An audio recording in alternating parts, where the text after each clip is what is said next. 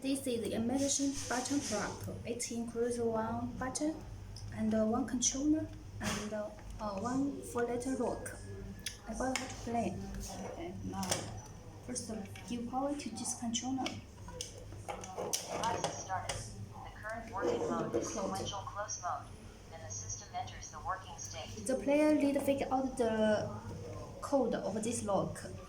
Then press this button to open the EM lock. Okay. The orange password is 40.